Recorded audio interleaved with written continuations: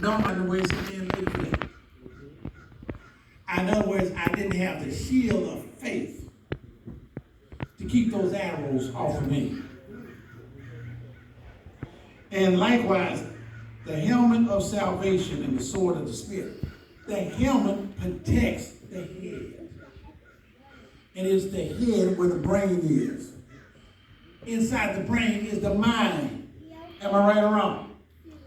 I'm scared to ask it, but what's going on in our minds today, right now? I don't really want to know. Because it could be something other than. And you and I have to realize, before we can call somebody out of their name or insult them, we got to have insult and cussing in our minds. Anybody beside me ever cussed? Hello? Well, it was in the mind before it came out of our mouth. Anybody ever threatened anybody?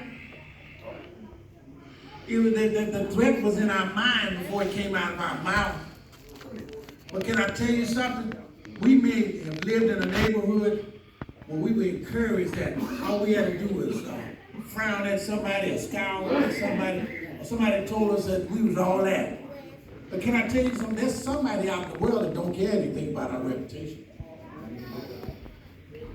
I remember Al, he told me once, I think he was down in Embarcadero.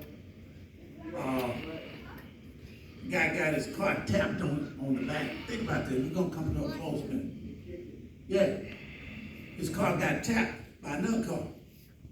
So, the guy, first car jumps out and do a karate move.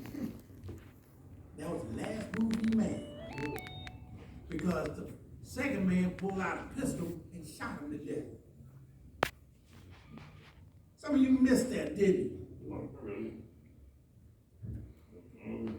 See, selling wolf tickets is fine, but you got to be able to redeem those tickets. And if you don't want to lose your life and end up the guest of honor in the refrigerator at the mortuary, you may want to do what Paul said, because Paul only said what Jesus told him. And remember, Mary said what? Whatever he says, do it. That's for certainly not least.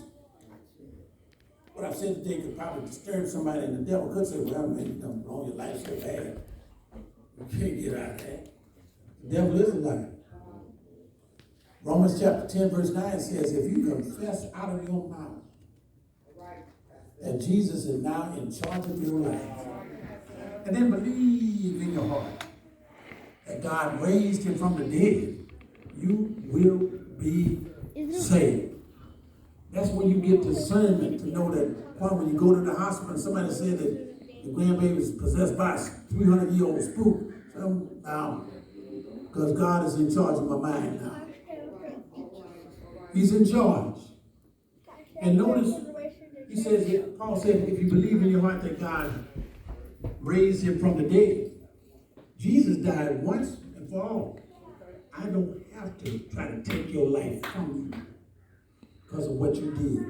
Because I've done enough in my own life to have somebody take my life from me. You realize that if we're here today, it's not because we're big and bad, but because God has been merciful to us. Am I right or wrong? He's been good. I said he's been good. He's been merciful. Yes. He kept trouble off of us. Yes. We thought it was that frown on our face, whatever that means. We thought that our reputation, we thought talking real loud at a high volume kept people off us. But none but his grace and his mercy. So my question to you is, are you properly dressed today? God bless you. We're going to extend the privilege of church. We're going to take a seat. We're going to stand and sing, "Come to Jesus."